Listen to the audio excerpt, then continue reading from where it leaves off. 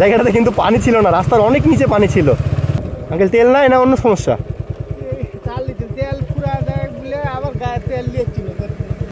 এখানে চোখ সুইচ আছে না, চোখ সুইচ একটু অন করে দেখো তো। দিঘির পার বলতে ওই যে গ্রামটা, সময়টাই হাসের, তাদের ডিস্টার্ব করা ঠিক হবে না। ও আর 4 থেকে 5 দিন পরে এই অঞ্চলগুলোতে আসলে কিন্তু পুরোটাই ডুবে যাবে। এই যতটুকু দেখা যাচ্ছে রাস্তাটা কিন্তু পুরোটাই ডুবে যায়। আসসালামু আলাইকুম সম্মানিত ভিউয়ার্স, আশা করছি সকলে আপনারা বেশ ভালো আছেন। আলহামদুলিল্লাহ আমিও বেশ ভালো আছি। লোকেশন দেখে কি বুঝতে পারছেন আজকে আমি কোথায় এসেছি? ভাই রাজশাহী বিভাগের জেলাগুলোতে যারা বাস করেন তারা কিন্তু এই জায়গাটা চেনার কথা, কারণ এই অঞ্চলের মানুষগুলোর কাছে জায়গাটা কিন্তু খুবই পরিচিত এবং পর্যটন কেন্দ্র হিসেবে যে কয়েকটা জায়গা আছে তার মধ্যে কিন্তু এটা অন্যতম। এই অঞ্চলের মানুষগুলোর কাছে জায়গাটা হালদি বিল নামে পরিচিত এবং বাইরে, বিশেষ করে এই অঞ্চলের মানুষগুলোর বাইরে মানুষগুলো কিন্তু এই জায়গাটা মিনি কক্সবাজার পাটুল নামে বেশি চিনে। তো আমি রাজশাহী থেকে আসছিলাম এই জায়গাটা থেকে আজ থেকে 4-5 দিন আগে, এখন কিন্তু পানি এতটা ছিল না। এখন চারপাশ দেখেন হুট করে বন্যার পানি চলে এসেছে। এই বিলে পানি কিন্তু আসে আত্রাই নদী থেকে। ভাই আপনার বাসা রাজশাহী বিভাগের আশেপাশে বা নাটোরের কাছাকাছি, ঘোরার মতো এর চেয়ে সুন্দর জায়গা হতে পারে না। এই পরিবেশটাই সম্পূর্ণ ভিন্ন। রাস্তা চলে গেছে, দুই ধারে পানি, যদিও রাস্তাটা কিন্তু সবসময় জেগে থাকে না। সামনেই কিন্তু রাস্তাটা ডুবে গেছে অলরেডি। মনে হয় না বেশি দূরে যাওয়া যাবে, যত দূর যাওয়া যাবে দেখানোর চেষ্টা করব। এবং এই যে রাস্তাটা ডুবে গেছে, কিছুদিন আগেও এই জায়গাটাতে কিন্তু আমি আসলাম, জায়গাটাতে কিন্তু পানি ছিল না, রাস্তার অনেক নিচে পানি ছিল। কিন্তু বন্যার পানি এত তাড়াতাড়ি এত দ্রুত বৃদ্ধি পাচ্ছে, দেখুন পানি কিন্তু অলমোস্ট সাইলেন্সারের নিচে চলে গেছে, মানে ঠেকা ঠেকা ভাব আর কি। এই জায়গাটাতে আসলে অটোমেটিক মনটা ভালো হয়ে যায়। একটু আসতে নেই, প্যান্টটা ভিজে যাচ্ছে। বর্ষার মৌসুমে কিন্তু এই অঞ্চলের মানুষ, বিশেষ করে সামনে একটা গ্রাম আছে যেটা হালদি নামে পরিচিত, পিছনে একটা ছেড়ে আসলাম খোলাবাড়িয়া, একডালা, এই জায়গাগুলো কিন্তু যে মানুষগুলো বসবাস করে জায়গাগুলোতে, তারা কিন্তু বর্ষার মৌসুমে একদম নৌকার উপর নির্ভরশীল। অন্য সময় এই খাল নিয়ে ভ্যান চলাচল করে, সিএনজি চলাচল করে, কিন্তু এই বর্ষার মৌসুমে নৌকা ছাড়া ভাই আর কোনো বিকল্প নাই। মূলত এটি একটি বিল বা বড় জলাশয় যা বর্ষাকালে কানায় কানায় পূর্ণ হয়ে সমুদ্রের মতো বিশাল আকার ধারণ করে। চারপাশে শুধু পানি আর পানি, দিগন্ত রেখা যা মনকে এক অদ্ভুত প্রশান্তি এনে দেয়। এখানকার খোলা আকাশ আর নির্মল বাতাস শহরের কোলাহল থেকে বেশ দূরে। এখানকার বাতাস বেশ নির্মল এবং সতেজ। এই খোলা আকাশের নিচে বিশাল জলরাশির পাশে বসে থাকলে প্রকৃতির সঙ্গে একত্র হওয়ার অনুভূতিও পাওয়া যায়। এই জিনিসগুলো ভেবে আমার খুব অবাক লাগে, যদিও এটাই বাস্তবতা, এটাই আসলে ঘটে, প্রকৃতির নিয়ম। এই জায়গাগুলোতে কিছুদিন আগেও কিন্তু সম্পূর্ণ শুকনো ছিল এবং চাষাবাদ হতো, ধান চাষ হয়, ভুট্টা চাষ হয়, এবং নির্দিষ্ট একটা সময়ে ওই থেকে যেন পানি এসে পুরো বিলটা ভরে যায় এবং আর কিছুদিনের মধ্যেই কিন্তু এখানে নৌকা চলাচল করবে। আর ভাই পানির প্রেশারটা এত, পানির মানে এত থাকে এখানে, যে এত পরিমাণ ঢেউ হয়, অনেক সময় কিন্তু নৌকা ডুবে যাওয়ার উপক্রম হয়। এত পরিমাণে পানির স্রোত থাকে বা ঢেউ থাকে, যাই কেন না বলি। আর অনেকে কিন্তু ভয়ও পায়। যারা আসলে এই অঞ্চলে বর্ষা মৌসুমে ঘুরতে এসেছেন, তারা কিন্তু যদি ঝড়ের কবলে বা একটু ঝোড়ো হাওয়া বাতাস থাকে, এই বিষয়গুলো কিন্তু তারা আসলে উপলব্ধি করেছেন যে এই বিলটা, এই শান্ত রূপটা আসলে কি অশান্ত রূপে রূপ ধারণ করে।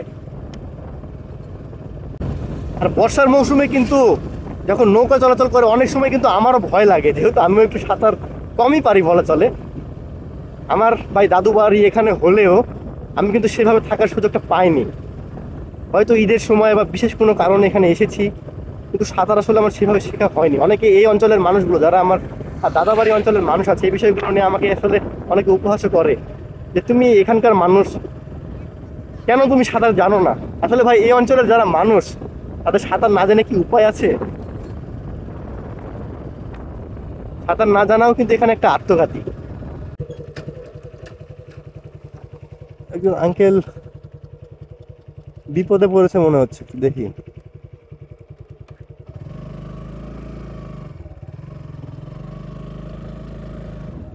আঙ্কেল তেল নাই না অন্য সমস্যা?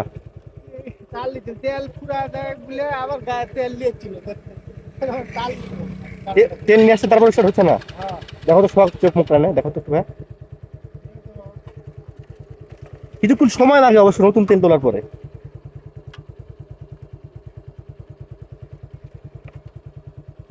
মানে তেল এখানে ফুরিয়েছিল, আপনি আবার বাজারে গেছিলেন। এই গরমের ভিতরে তো প্রচুর কষ্ট।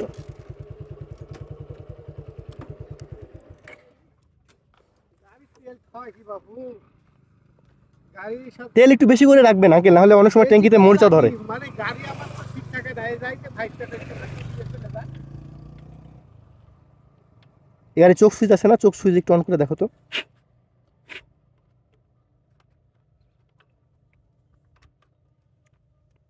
আর তেলে ওই খোলা তেলগুলোতে অনেক সময় ভেজাল থাকে।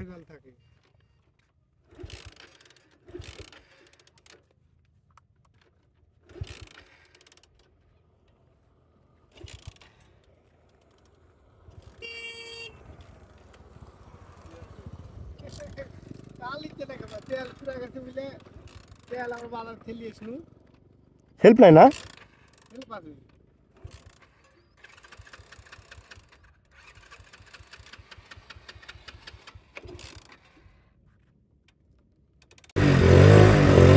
একটু ইয়া করো, ফটো দাও, ফটো দাও।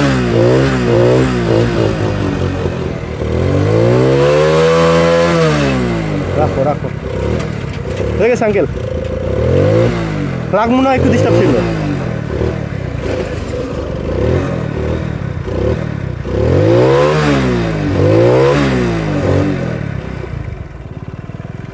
আমাদের করতে কষ্ট করে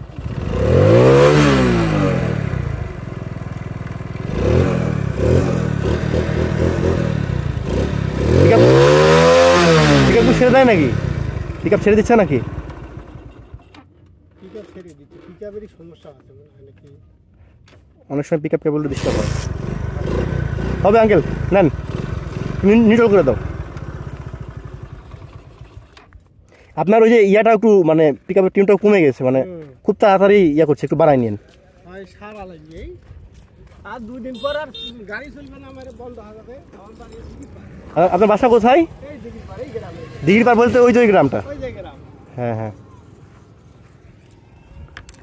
তাহলে তো আপনাদের এখন নৌকা ছাড়ার উপায় নাই। হ্যাঁ,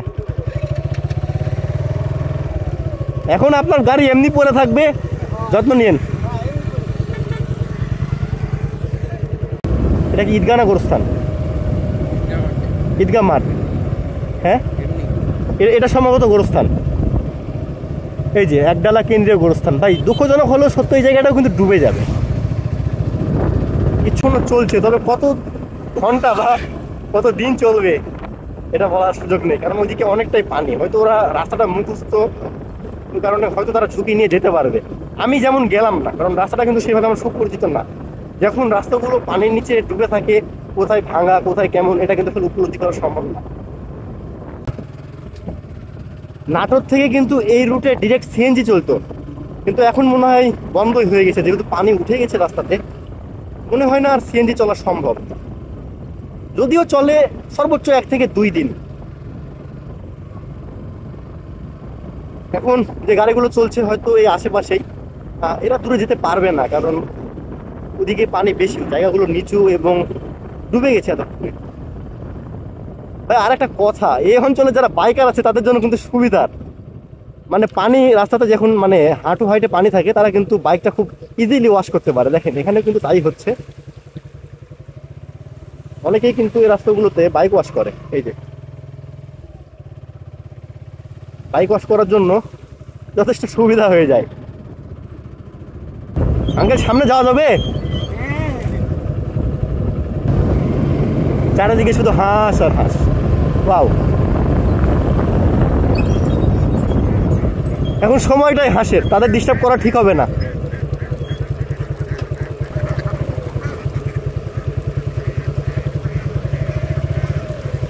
আঙ্কেল হাঁসকে খাবার দিচ্ছে।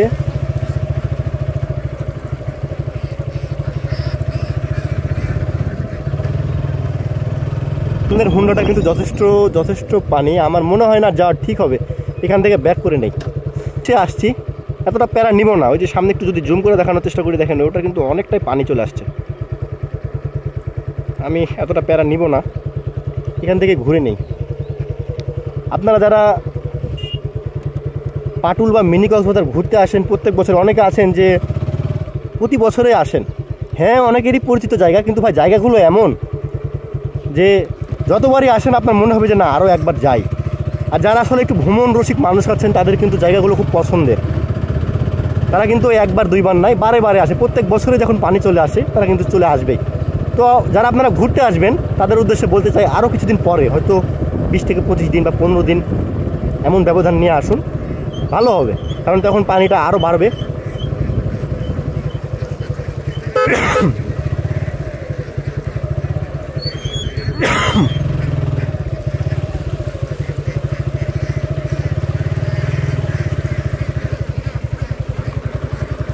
তো এই ছিল আজকের মতো পাটুল মিনি কক্সবাজার এই জায়গাটা নিয়ে। বন্যার শুরুতেই এই জায়গাটা আসলে কেমন রূপ ধারণ করে তা সংক্ষেপে আপনাদের দেখানোর চেষ্টা করেছি। জানি না কতটুকু সম্ভব হয়েছে বা আমি সক্ষম হয়েছি, তবুও চেষ্টা করেছি। আর এই কথাটা আমি বারবারই বলে থাকি যে চেষ্টা করার কোনো বিকল্প নেই। তো আজকের মতো এখানেই বিদায় নিচ্ছি। দেখা হবে আবার নতুন কোনো ভিডিওতে। ততক্ষণ ভালো থাকবেন, সুস্থ থাকবেন। আল্লাহ হাফেজ।